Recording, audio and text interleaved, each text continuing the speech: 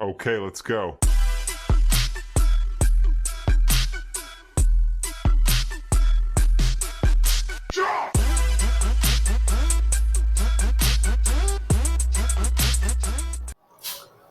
Hello students, welcome to our YouTube channel Jain tutorials commerce coaching classes. तो आपका weekend कैसा रहा? आई होप सबका वीकेंड बहुत अच्छा रहा होगा। तो लास्ट टाइम अपन ने जो क्लास करी थी, वैसे आप सबको पता है हम अलजेब्रा टॉपिक पढ़ रहे हैं अप्लाइड मैथ्स का। अलजेब्रा में हमने एक मैट्रिक्स को कंप्लीट कर दिया, चैप्टर नंबर 3। अब अपना जो चैप्टर चल रहा है that is determinant chapter number 4। हमने इसमें डिटर्मिनेंट कैसे फाइंड करते हैं, देन अपन ने इसके एप्लीकेशंस देखे। अब जो आज का जो टॉपिक है, जिस वजह से मैंने या फिर उस साइंटिस्ट ने, ये लेबनिज भाई साहब को अगर याद हो, उन्होंने क्या बोला था कि हम डिटर्मिनेंट की हेल्प से इक्वेशन को सॉल्व कर सकते हैं। तो वही आज काम इन्होंने किया है। ठीक है, आज हम उसी को देखेंगे, पढ़ेंगे।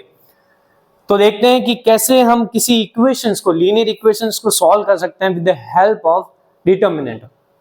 ठीक है, तो देखो इसमें क्या है, जैसे मैं अगर नॉर्मल सा, अच्छा अपना जो थर्ड टॉपिक है that is solution of linear equations, solutions of linear equations.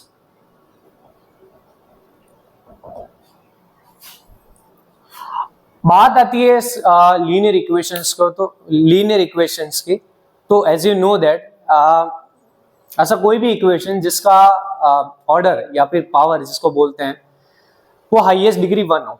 ठीक है, तो ऐसे इक्वेशंस जिसको डिग्री है 1 होता है तो अपन बोलते हैं कि वो लीनियर इक्वेशन है।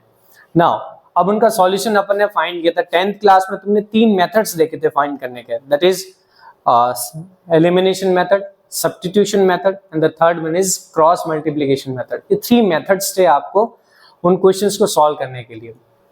नाउ अब हम क्या करेंगे, मैट्रिक्स की हेल्प लेंगे एंड देन उसका डिटर्मिनेंट फाइंड करेंगे और वगैरह जो भी उसका यूज करके हम सॉल्यूशन निकालेंगे किनका, लीनियर इक्वेशंस का।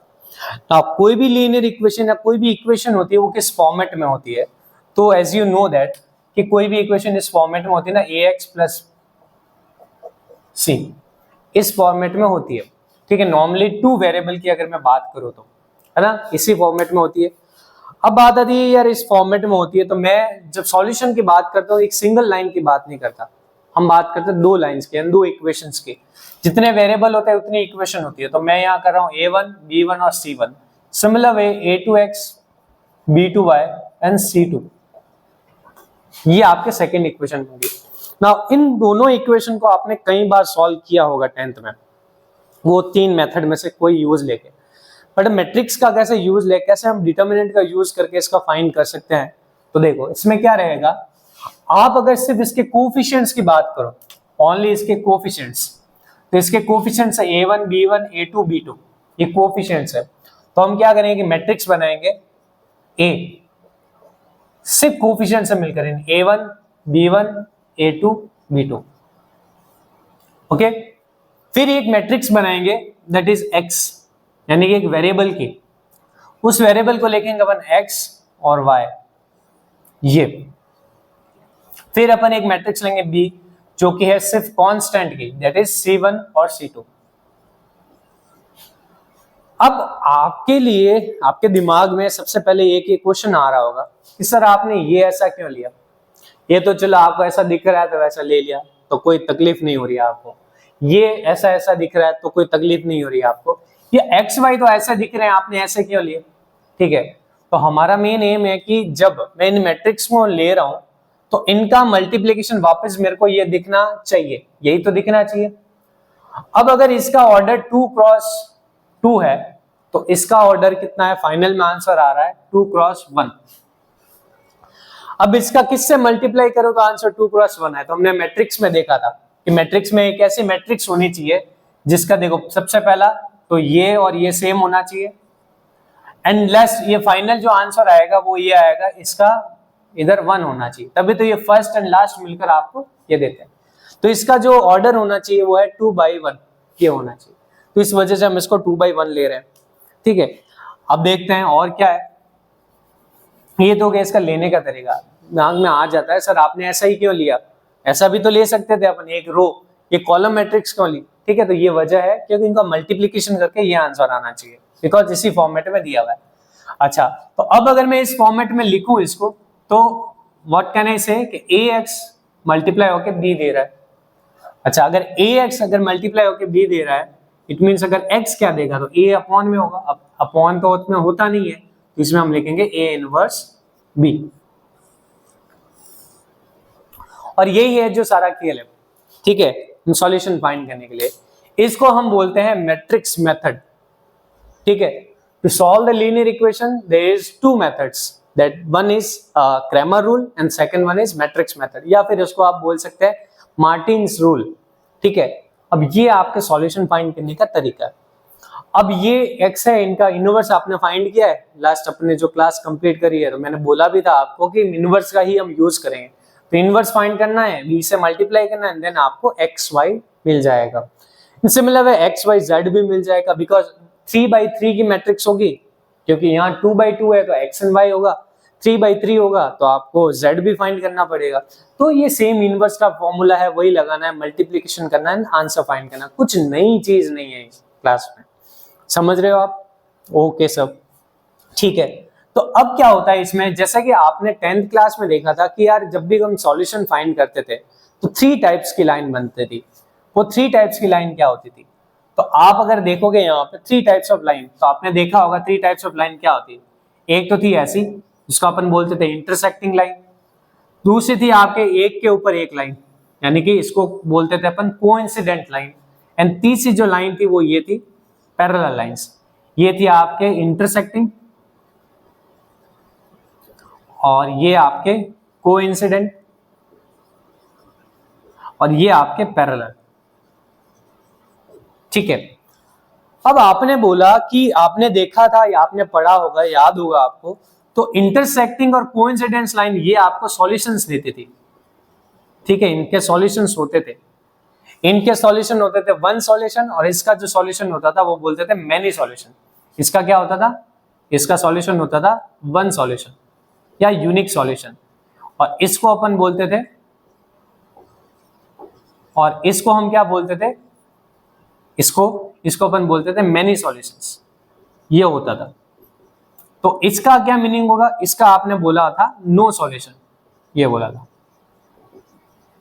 अब आपने एक और वर्ड यूज लिया था, अगर आपको याद हो तो, कौन सा वर्ड यूज लिया था, जो लाइनें सॉल्यूशन दे रही है उनका एक आपने नाम दिया था, वो नाम ये था क्या, कंसिस्टेंट।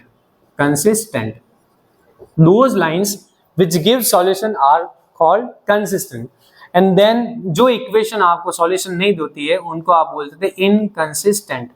इनकंसिस्टेंट, ठीक है।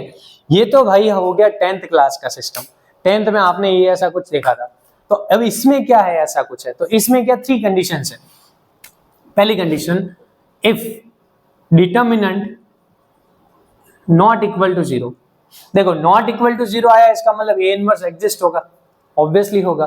तो जब ए इनवर्स एग्जिस्ट होगा तो आप बोलोगे डायरेक्ट इसका यूनिक सॉल्यूशन है, या फिर आप बोलोगे यूनिक सॉल्यूशन है, इंप्लाइज यूनिक सॉल्यूशन, और आप इसको बोलते हैं कंसिस्टेंट, ठीक है। पहली कंडीशन तो ये होगी।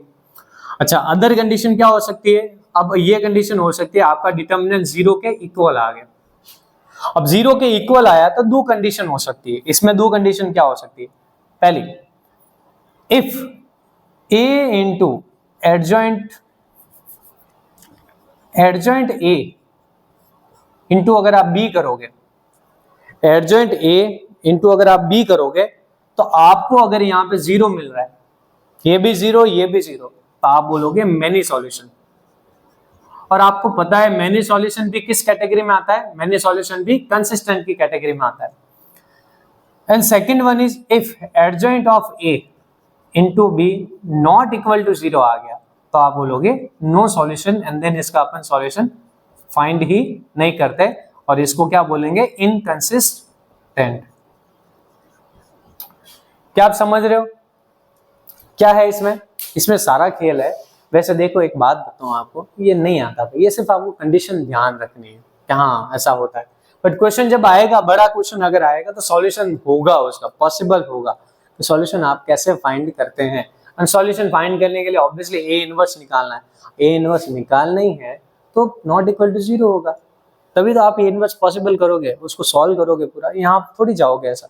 तो क्वेश्चन जब भी आएगा एग्जाम में इस टाइप का ही आएगा यूनिक सॉल्यूशन का, अदरवाइज ये कंडीशन आपके आ सकती है सिर्फ और सिर्फ एमसीक्यूज के लिए, तो आपको ये थोड़ा सा ध्यान रखना है कि हाँ ऐसा कुछ होता है। क्या क्लियर हो गया ये सारा कंसेप्ट कि कैसे हम फाइंड करते हैं, ए एक्स बी हो गया, एक्स इक्वल टू ये होता है, ये 10th क्लास का कंसेप्ट हो गया, और ये आपके जो 11th क्लास में आपको कैसे सॉल्व करना है। ठीक है, चलिए अब हम करते हैं आगे, चलिए अब क्वेश्चन करते हैं अपन। ठीक है, तो क्वेश्चन देखते हैं। सबसे पहला क्वेश्चन जो फर्स्ट है exercise 4.6, exercise 4.6 question number first. Question number first is find the solution by using matrix method 5x plus 2y equal to 4, 7x plus 3y equal to 5। ठीक है, ये कुछ है और ये अपना लास्ट टॉपिक ही है, ये चैप्टर कंप्लीट हो जाएगा देन। ठीक है, चलिए देखते हैं। तो आज जितना कर सकते हैं उतना कर लेंगे। जो क्वेश्चन है सारे सब रिपीटेड टाइप के क्वेश्चन है, तो हम कुछ एक करेंगे, बाकी सब आप कर लेना इसमें। ठीक है, इसमें कोई न्यू टाइप क्वेश्चन नहीं है, यूनिक सा नहीं है। ठीक है, चलिए देखते हैं। कैलकुलेशन है और कुछ खास नहीं है। तो मैं इसका फर्स्ट क्वेश्चन कर देता हूं, देखो क्या करेंगे, कैसे करते हैं। हाँ, फर्स्ट ऑफ ऑल क्या करेंगे, हम करेंगे यहाँ पे ये लिखेंगे सर ए मैट्रिक्स क्या है, तो let A is equal to जो कोफिशिएंट से मिलकर बनी है 5, 2, 7, 3। फिर आपने लिखा B matrix that is 4, 5 and C matrix that is C, क्या C थोड़ी होता है, हाँ ABC के बाद सर AB के बाद तो C आता है। X लिखना है, X क्या होगा, X and Y। ये कैपिटल लेटर है या स्मॉल लेटर से। अच्छा, अब हम क्या करेंगे, हियर आप बोलोगे कि A into x is equals to b, this implies x equals to a inverse b. Now to find a inverse find करने के लिए डिटर्मिनेंट फाइंड करेंगे, तो डिटर्मिनेंट सबको पता है भाई, ये करके ऐसा मल्टीप्लाई कर लो और आंसर आ गया 1, which is not equals to 0, a inverse exists। Okay, चलिए अब अपन फाइंड करेंगे एडजॉइंट ऑफ ए। तो सर एडजॉइंट ऑफ ए तो हमने बहुत ज्यादा क्वेश्चन कर लिया, तो याद ही हो गया है। क्या हो गया, 3 इधर लिख दो, 5 इधर लिख दो, -2 हो गया, -7 हो गया, ये हो गया आपका एडजॉइंट। सो ए इनवर्स क्या हो जाएगा, A inverse will be adjoint of A upon में डिटर्मिनेंट ऑफ ए, क्योंकि यहाँ पे डिटर्मिनेंट की वैल्यू 1 है तो इसको इफेक्ट नहीं करेगा, तो आंसर आ जाएगा 3, -2, -7 एंड 5। ये तो आ गया सर क्या, इनवर्स। ना हमको x की वैल्यू चाहिए, x is equal to a inverse into b। a inverse is 3, -2, -7, 5। इसका प्रोडक्ट है आपका b के साथ में, दैट इज 4 and 5। इसका प्रोडक्ट करते हैं सर, इसका प्रोडक्ट करो, इसका इससे करेंगे 3 into 12 -10, ये आ गया फर्स्ट एलिमेंट। 1, 2, 1, 2 नहीं, 1, 1, 1, 2 है क्या, नहीं है, जाएंगे नहीं। अब ये इसका काम एंड हो गया, अब इसका इससे मल्टीप्लाई, तो -7, 28 और 25 और सॉल्व करेंगे तो आ गया 2 एंड आ गया -3। तो सर आपने बोला x मैट्रिक्स की वैल्यू 2, -3 आई है, और x मैट्रिक्स एक्चुअली किसके इक्वल है, x और y। तो यहाँ पे आपका हो गया x y is equal to 2, -3। So x will be 2 and y will be -3। कितना मस्त क्वेश्चन है ना, और कितना इजी क्वेश्चन है। ये इजी तब हो जाता है जब सर आपको a इनवर्स फाइंड करना आता है। If you have calculated a inverse exactly right, then you can calculate easily x and y। ठीक है, आपको बहुत करेक्ट वैल्यू मिल सकती है x and y के व्हेन आपका a इनवर्स आपका करेक्ट निकला है। यानी कि सारा का सारा खेल जो है it depends on the calculations। ठीक है, if your calculation is good then the question is really easy। ठीक है, ये इजी हो जाएगा। अदरवाइज नहीं तो कैलकुलेशन आप उसमें थोड़ा आपका हाथ तंग है तो ये फिर तो भगवान बचाएगा और तो कुछ नहीं। ठीक है तो 12 तक तो आनी चाहिए ना कैलकुलेशन। चलिए फर्स्ट का सेकंड आप कर लेना, सेम इसी टाइप का क्वेश्चन है। फिर इसके बाद में बोला है सेकंड क्वेश्चन है आपको बताना है कंसिस्टेंट है या इनकंसिस्टेंट है। तो वही कंसिस्टेंट इनकंसिस्टेंट आप बता देना, वो 3 मेथड्स है ना उसके सिर्फ बता देना। ठीक है, अब इसके लिए भी एडजॉइंट फाइंड करना पड़ेगा, सब करना पड़ेगा, तो करना। एडजॉइंट हमने फाइंड किया है। अब मैं क्या कर रहा हूँ, सिर्फ इसमें एक 3x3 की मैट्रिक्स लेके, देखो है वही का वही, कुछ नहीं है। ए इनवर्स ही तो फाइंड करना है। ए इनवर्स 3x3 हमने पहले भी किया है, अभी भी करेंगे। 2x2 पहले भी किया है, 2x2 एक अभी भी किया है अपन ने। ठीक है, तो एक 3x3 का कर देते हैं, फिर मैं बताता हूँ कुछ क्वेश्चन ऐसा जो कुछ अलग सा है वो कर देंगे, देन फिर ये एक्सरसाइज को अपन कंप्लीट करते हैं। और फिर कल अपन क्या करेंगे, आपको याद है मैंने क्या बोला है, जब भी चैप्टर कंप्लीट होगा हम उसके बाद में क्या करेंगे, उसके इंपॉर्टेंट प्रीवियस ईयर क्वेश्चंस जो आए हुए हैं वो सारे के सारे सॉल्व करेंगे। ठीक है, तो चलिए मैं कर रहा हूं अब कौन सा क्वेश्चन करें। चलो थर्ड क्वेश्चन उसने अलग से दिया है, पता नहीं क्यों दिया है, फर्स्ट क्वेश्चन में भी दे सकता था, पर ठीक है दिया है तो करेंगे। ठीक है, इसको एक कर देते हैं।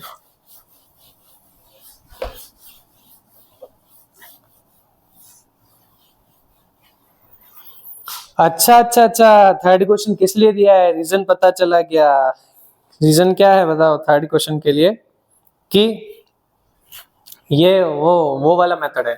चलो देखते हैं क्वेश्चन नंबर थर्ड में आपको दे रखा है कि सर दो इक्वेशन है x plus y is equal to 1 and then second is 7x plus 7y equal to 7। तुम अगर एक चीज देखो, तुम्हें 10th का भी एक ज्ञान है ना थोड़ा, तो को ये 7x plus 7y equal to 7 पता नहीं क्यों दी है इसमें, सब में से 7 का डिवाइड जा रहा है, तो ये तो सेम ही ऊपर वाली इक्वेशन बन रही है। और जब दो इक्वेशन सेम ही हो तो तुम्हें पता है वो दोनों एक दूसरे के क्या होगी, ऊपर होगी। ऊपर होने का मतलब है दोनों कोइंसिडेंट लाइन है, और तुम्हें पता है कोइंसिडेंट लाइन क्या होती है, कंसिस्टेंट होती है, होती कि नहीं होती है। तो इसमें क्या कंडीशन बनेगी, एडजॉइंट ए इंटू बी वाली, तो वो दिखानी पड़ेगी अपन को।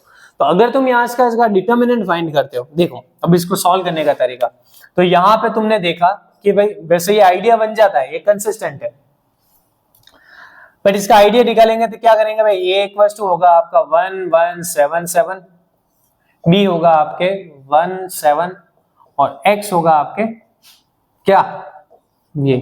वैसे इसका काम देखेंगे भी है क्या है। आपने बोला सर कि पहले डिटर्मिनेंट फाइंड करना पड़ेगा a का डिटर्मिनेंट 7 माइनस 7 इक्वल टू 0। ठीक है, अब आप बोलोगे यार इक्वल टू 0 आ रहा है, तो अब हम क्या करेंगे, यहाँ पे a इनवर्स तो फाइंड नहीं कर सकते, तो क्या करेंगे अपन बोलेंगे यहाँ पे इक्वल टू 0 है, तब दो कंडीशन हो सकती है, क्या, एडजॉइंट ऑफ a फाइंड करते हैं, एडजॉइंट a। तो एडजॉइंट a आपने फाइंड किया कि 7 को लिखा इधर, 1 को लिखा इधर, -1 और -7, ये हो गया। ठीक है, अब अपन देखेंगे कि सर अगर एडजॉइंट a इंटू बी करके देखते हैं, तो आपने किया 7 -1 -7 और 1, इसका प्रोडक्ट किया आपने किसके साथ में, 1 और 7। तो आपने प्रोडक्ट किया तो आया भाई यहाँ पे 7 माइनस का 7 -7 और प्लस का 7, आंसर आया आपके 0 और 0, विच इज 0 मैट्रिक्स। तो यहां पे आपको एडजॉइंट ए उसका प्रोडक्ट बी के साथ में 0 दे रहा है, यानी 0 मैट्रिक्स दे रहा है, सो क्या होगा, there will be many solution, equation will have many solutions. Equation क्या होगी, मैनी सॉल्यूशन होगा और इट इज कंसिस्टेंट।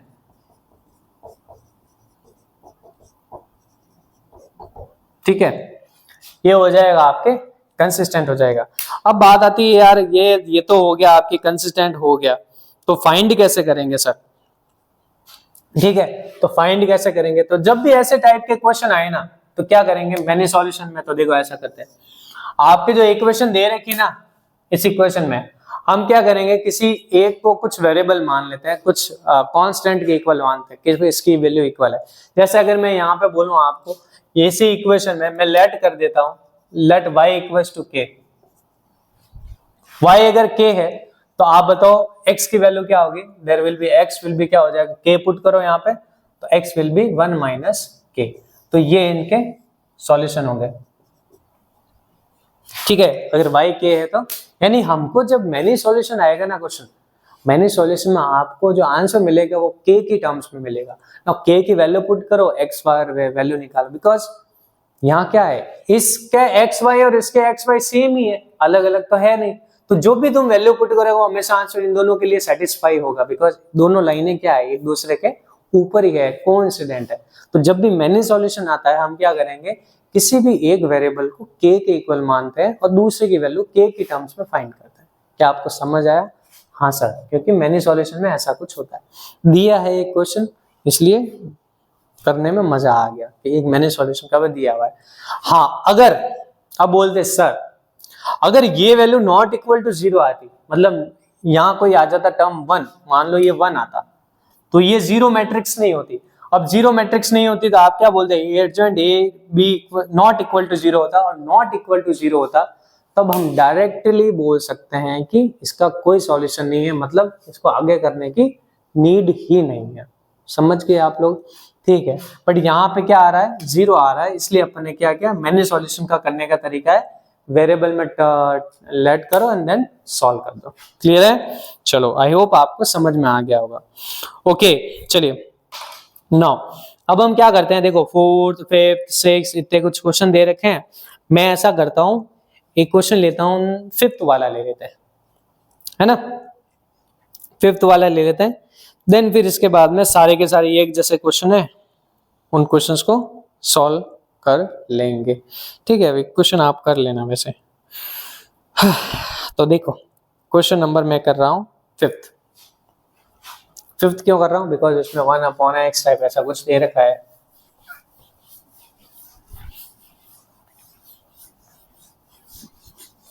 थोड़ा 3/3 का है ना, तो 3/3 है तो होगा, बोर्ड थोड़ा अपना फिल होगा। क्वेश्चन नंबर 5, इक्वेशन है that is 1/x plus 1/y plus 1/z equal to 9। फिर है 2/x 5/y plus 7/z equal to 52। Next is 2/x plus 1/y plus 9 minus 1/z equal to 0। सब जगह प्लस माइनस राइट है, okay ठीक है। Now अब हम यहाँ पे क्या करेंगे, सबसे पहला काम, ये 1/x 1/y 1/z बड़ा तकलीफ सा दे रहा है सर। ठीक है, दे रहा है क्या तकलीफ? हाँ सर बिल्कुल दे रहा है। तो आप क्या करोगे, लेट कर देना 1/x को m या p कुछ भी लेट कर दो। मैं मान लेता हूँ नहीं m मान लेते हैं, ठीक है, या फिर मैं मान लेता हूँ इसको p मान लेते हैं। 1/y को मान लो q और 1/z को r। ठीक है ना, ये इक्वेशन क्या बनेगी पता है, p plus q plus r equal to 9। Equation बन जाएगी p plus q plus r equal to 9। Second equation क्या बनेगी, सो सेकेंड इक्वेशन बनेगी 2p plus 5q plus 7r equal to 52। Third equation बनेगी 2p plus q minus r equal to 0। ये equation बनी sir तीनों। ठीक है, तो इनका सॉल्यूशन अपन को फाइंड करना है। देखो इससे पहले जितने भी इक्वेशन है उनमें डायरेक्ट इक्वेशन दे रखी है, ये सब इस वजह से मैं ये क्वेश्चन को करवा रहा हूँ और कोई रीजन नहीं इसको करवाने का। इसको चलो सॉल्व करते हैं। अब क्या करेंगे, अब अपने पास जो इक्वेशन बनेगी वो ऐसे बनेगी, है अब मैट्रिक्स ए क्या होगी, कांस्टेंट। देखो पी क्यू आर के कांस्टेंट कोफिशिएंट है 1, इधर कोफिशिएंट है 2 5 7 और इधर कोफिशिएंट है 2 1 एंड -1। अब next B that is constant 9 52 और 0, और फिर इसके बाद वेरिएबल वाली मैट्रिक्स है P Q R। ओके, चलिए अब हम क्या करेंगे, वही क्या यहाँ पे क्या है AX इक्वल टू क्या है B है, which implies X equal to A inverse B होगा। Now to find A inverse, to find A inverse determinant find करना पड़ेगा। अब यार मैं क्या कर रहा हूँ, देखो ये प्रैक्टिस हमने बहुत की है, मैं तो अब कर रहा हूँ फटाफट, ठीक है। तो आप देख लेना डिटर्मिनेंट ए क्या होगा, चलिए फाइंड कर दें। 1 -5 -7 -1 -2 -14 माइनस +1 2 -10 माइनस का 12 माइनस +16 माइनस का 8। सर आंसर आया कि 12 और 8 20 हो गया, तो आंसर आया -4। डिटर्मिनेंट आया आपके -4। चलिए अब हम फाइंड करते हैं क्या इसका एडजॉइंट। नाउ एडजॉइंट ऑफ ए, यही पूरी मगजमारी है, उसको सॉल्व करते हैं, ठीक है। तो चलिए एक एक करके एलिमेंट फाइंड करने पड़ेंगे। क्या A11 A12, तो पहले A11 देख लेते हैं। सर A11 क्या आया, A11 आया -12। A12 क्या आया, A12 आया -2 माइनस ये तो प्लस का 16। साइन चेंज करते हैं। A13 क्या आया, सर A13 आया आपके 2 - 10 माइनस का 8। फिर निकालते हैं अपन A21 क्या आया, A21 आया कि -1 माइनस का 2 प्लस साइन चेंज करेंगे। फिर A22 आया आपके -1 और -2 माइनस का 3 आ गया। फिर आया A23 आया आपके 1 - 2 दैट इज -1, तो साइन चेंज हो जाएगा। फिर आता है नेक्स्ट A31 आया आपके 7 - 5 दैट इज 2। फिर इसके बाद में आया A32 दैट इज आपके 7 - ये 5, साइन चेंज होगा। फिर आया लास्ट वाला A33, ये इसका हो जाएगा आपके 5 - 2 3। ये रो वाइज निकले, अब इसको कॉलम वाइज लिख लो तो क्या आ जाएगा ऑर्डर। तो हम क्या, सॉरी कॉलम वाइज लिखो तो क्या आ जाएगा एडजॉइंट। तो चलिए देखो सर एडजॉइंट कैसे फाइंड होगा, तो आप लिखोगे एडजॉइंट ऑफ ए, ये आपके यहाँ टू फाइंड एडजॉइंट ऑफ ए, ठीक है। ये आपके कोफैक्टर्स आ गए ना। एडजॉइंट क्या बनेगा, इसकी रो को कॉलम में लिखना है, तो आ गया -12 16 एंड माइनस का 8। फिर आया प्लस का 2 -3 1 और लास्ट है 2 - 5 3 2 - 5 3, ये आ गया सर। अब फाइंड करते हैं A inverse. A inverse is actually equal to adjoint of A upon में उसका determinant. Adjoint upon determinant is -4, तो अब देखो अपॉन में -4 लिख लो, एडजॉइंट एज इट इज लिख दो। -12 2 2 16 -3 -5 -8 1 3, ये हो गया सब। नाउ अब अपन को क्या फाइंड करना, x is equal to A inverse B। x क्या अपना क्या है, x y z है सर, नहीं भाई कहाँ x y z है, P Q R है, ऐसा मत बोलो यार, P Q R है। इक्वल टू A इनवर्स अपना ये आ गया, तो 1 अपॉन -4 -12 2 2 16 -3 -5 -8 1 3 हो गया। B क्या है, B है आपका ये 952 और 0, क्या मस्त वैल्यू दे रखी है सर 52, है ना, कैलकुलेशन के लिए। और तो कोई काम है नहीं इनका, करवाते हैं सब। आप क्या करोगे, ये 1 अपॉन -4 तो एज इट इज रखो, अभी फ्रैक्शन में नहीं जाते, हम सिर्फ इसका प्रोडक्ट करेंगे। चलिए प्रोडक्ट करते हैं इनको, इन तीनों से। -12 × 9 -108 2 × 52 104 2 × 0 0 और कुछ नहीं, 16 × 9 144 -3 × ये, तो आपके आ गया माइनस का 156 -5 0 -8 इंटू 9 -72, 1 इंटू ये प्लस का 52 और आ गया 0। सर यहाँ पे आ गया P Q R इक्वल में आ गया यहाँ पे 1/-4 और इक्वल में है आपके -4। यहाँ आ गया सर कितना -12 और यहाँ कितना आया -20। -4 से डिवाइड किया 1 आया 1 3 और आंसर आ गया आपके 5। तो सर P की Q की R की ये वैल्यूज आई है। P is 1, Q is 3, R is 5। तो X कितना हो जाएगा? X हो जाएगा आपके P का उल्टा यानी कि 1। Y क्या हो जाएगा? Q का उल्टा 1/3, R और Z क्या हो जाएगा? इसका उल्टा दैट इज 1/5। क्या ये आंसर मिल रहे हैं? एक बार देख लेते हैं क्वेश्चन नंबर 5। 1 1/3 1/5 exactly same. यहाँ पे क्या सीखना है सर? हमको सीखना है, क्या सीखना है? ये वाला सीखने जैसा था बस, बाकी तो सेम ही तो है यार। ये इनवर्स ही तो फाइंड कर रहे हैं हम, मल्टीप्लाई तो कर रहे हैं। इतने दिनों से अपन यही तो पढ़ रहे हैं, तो उसी की तो प्रैक्टिस की अपन ने, उसी को तो क्वेश्चन को उससे इक्वेशन हो गया बस, और कुछ नहीं। ठीक है, तो अब अगर आप देखेंगे क्वेश्चन नंबर 6 सेम है। 7 फॉर्मेट दिया है, आपने 10th क्लास में किया होंगे, इक्वेशन बनानी है, वो इक्वेशन बना देना। 8th हो जाएगा, ए इनवर्स फाइंड करना है, यूजिंग ए इनवर्स करना है। 9 सेम क्वेश्चन है, 10 सेम क्वेश्चन है, 11 देखो 9 10 10 सब एक जैसे क्वेश्चन है। 12th क्वेश्चन है आपके, ए दे रखा है बी दे रखा है, find A B and use this result to solve the following equation of equation.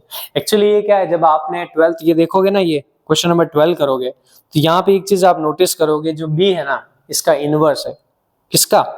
ए का। आपको ए बी इक्वल टू आई मिलेगा मेरे हिसाब से। ठीक है, 12 देख लेते हैं। अब माइनस का 8 आई ऐसा कुछ मिल रहा है, तो वो माइनस का 8 आई मिलेगा, देन वहां से तुम ए बी निकाल देना, देन फिर उसी को यूज करना है। इनवर्स क्या होगा उसका? -1/8 ऐसा कुछ आ जाएगा। तो ये 12th क्वेश्चन कर लेना।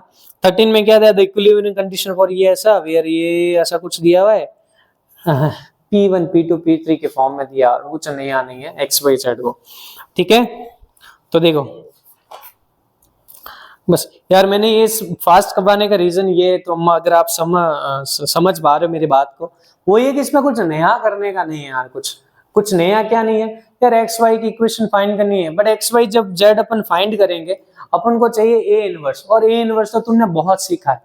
लास्ट क्वेश्चन में कितने सारे क्वेश्चन थे, अपन ए इनवर्स में इनवर्स फाइंड किया एक एक करके।